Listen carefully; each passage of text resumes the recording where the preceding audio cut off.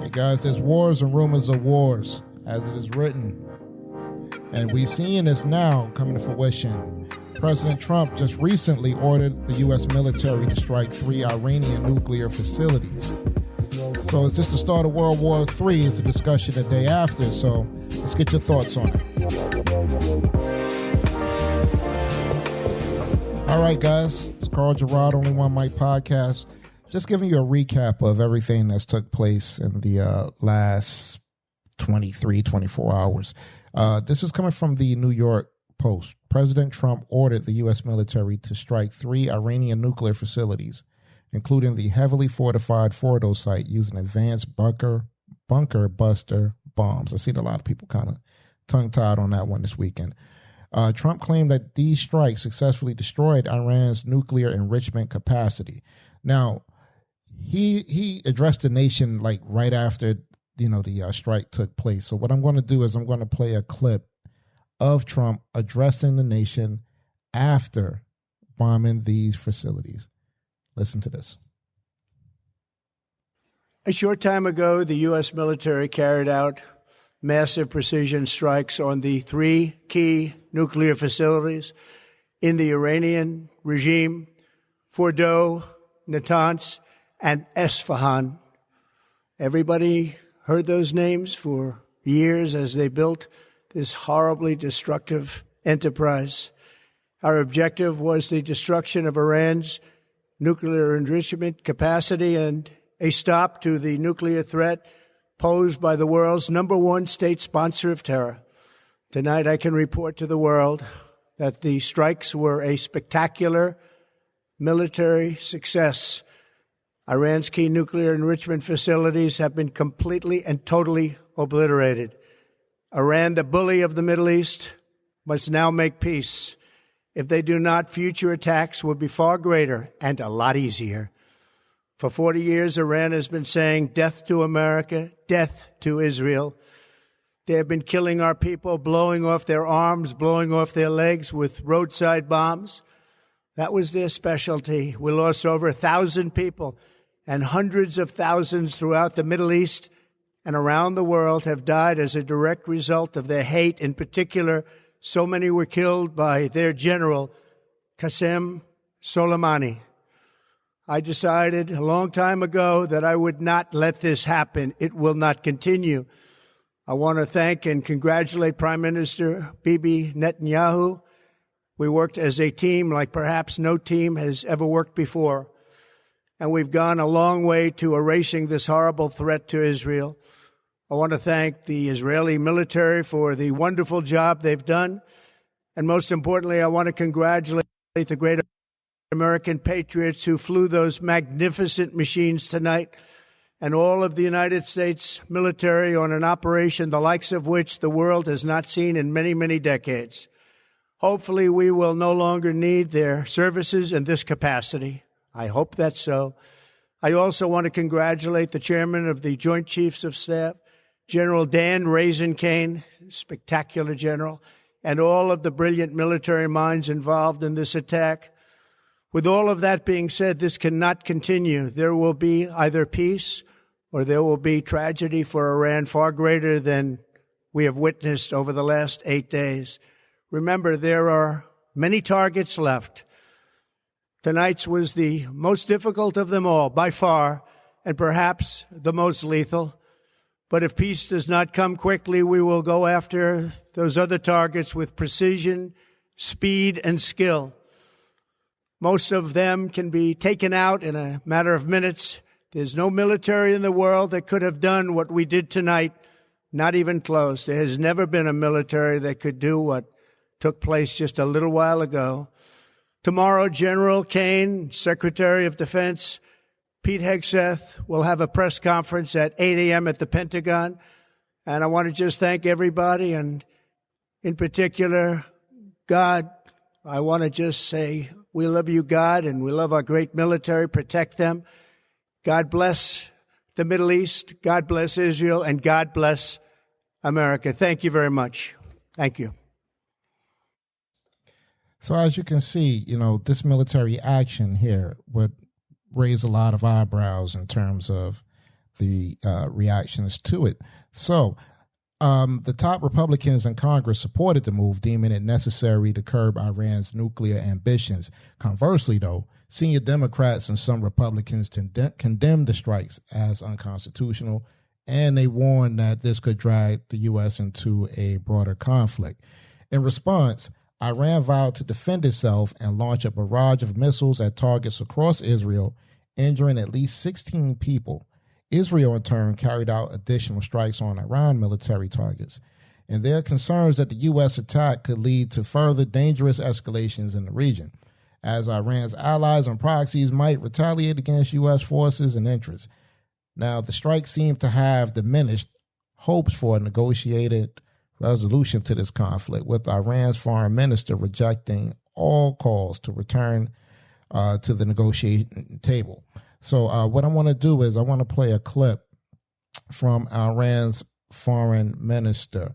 Iran's foreign minister, I believe his name is Abi.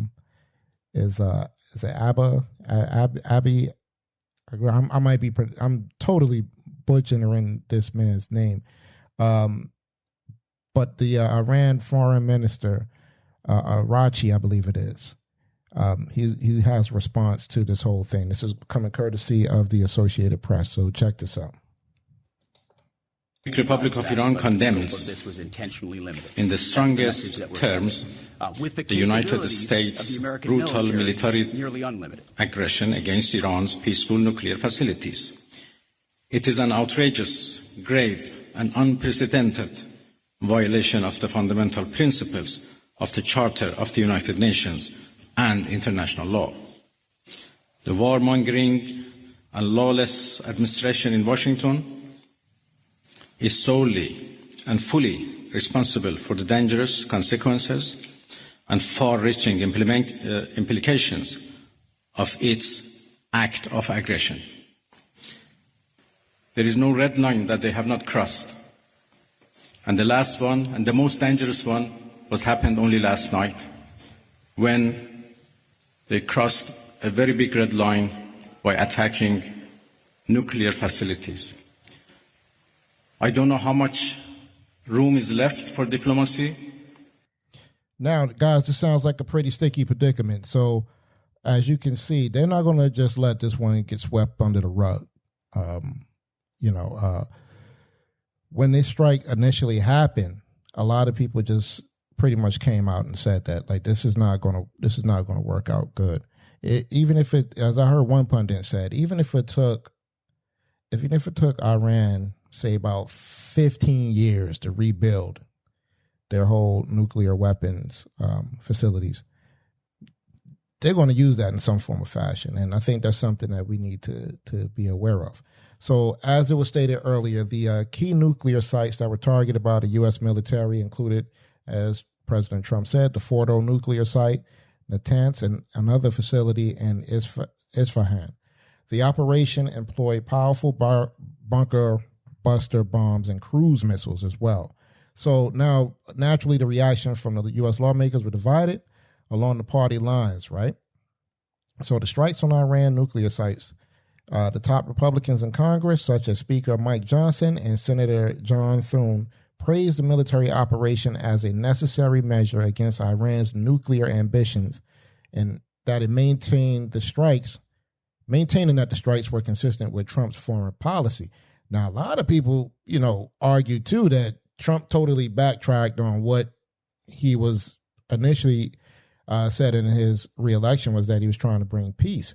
So in contrast, senior Democrats and some Republican lawmakers condemned the strikes as unconstitutional and raised concerns that they could escalate into a broader war in the Middle East.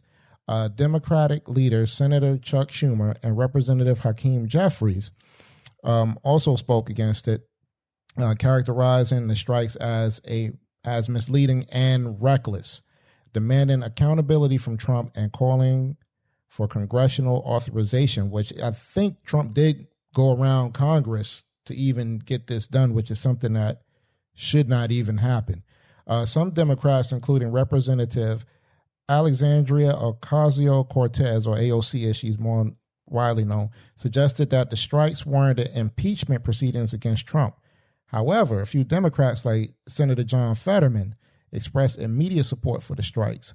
Overall, Republicans generally backed the military action, while Democrats largely condemned it, as probably they would, as unconstitutional and potentially dangerous, highlighting a clear partisan divide in the lawmakers' response. Now, Iran's immediate response to the U.S., as you just heard, was that the nuclear facility, backtrack.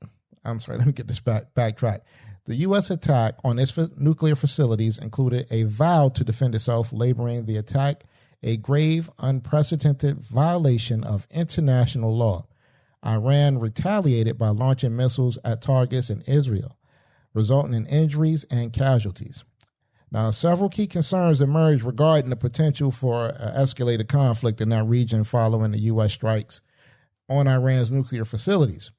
One of them is fear of Iranian retaliation. Concerns were raised that Iranian forces or their militant proxies across the Middle East could respond to the U.S. bombardment by attacking American troops or allies and potentially igniting further fighting and a broader regional conflict. Likelihood of entering a dangerous phase of war. All right. The strikes also could initiate a more dangerous phase of ongoing conflict between the U.S. and Israel and Iran, and concerns about broader military engagement. Some Democratic lawmakers criticized the strikes as unconstitutional and caused that they could lead the U.S. into an unauthorized military conflict in the Middle East. Doubts about Iran's willingness to negotiate or, by analysts, they were skeptical that the strikes would lead Iran's leaders to embrace diplomatic solutions, with one stating that Iran was likely to believe it can simply capitulate to the United States. The potential for Iranian retaliation against U.S. interests were that the warnings, if the U.S. became more involved in the conflict, Iran could retaliate by attacking American military bases, deploying naval mines in the Persian Gulf, or attempting to strategically significant Strait of Hormuz. Now, with that being said, guys, I want to hear your thoughts on it because, this is a very fluid situation here, and we're getting more information day by day, and it's just, it's just something that came out the blue, and it's very concerning. So, again, some of the concerns centered around the risk of escalating the conflict, the potential for a wider regional war, and doubts about the strikes achieving the desired diplomatic outcomes with Iran. Now, I just want to hear what your take on it is because, again, this is a very fluid situation. Keep your ear to the ground. As I said, wars and rumors of wars. But what do you think? Do you think Trump was right for doing this? I mean, I personally don't see the point in it. For him having the U.S. involved in this? Do you think it's a potential for a World War III? What do you think? Please reach out, drop it in the comments.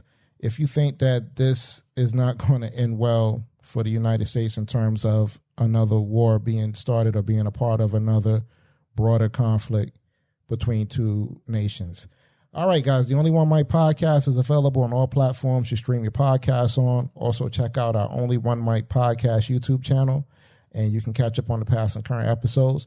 Please, guys, don't forget to rate the show and subscribe. Hit the notification bell as well. Also, check us out on Instagram and X/Twitter at The Only One Mic P1, Facebook and LinkedIn at The Only One Mic Podcast.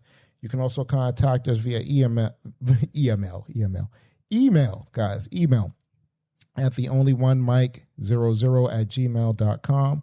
or call us at 302-367-7219, and we will more than happily play your comments and questions on the show. Again, what do you think about this whole conflict with, Israel, Iran, and now with the U.S. inserting itself in it? And some say that even Russia, China, it's a lot of moving parts in the story, guys. Just keep your ear to the ground. All right, so with that being said, it's Carl Gerard with the Only One Mic podcast. Signing off. Peace.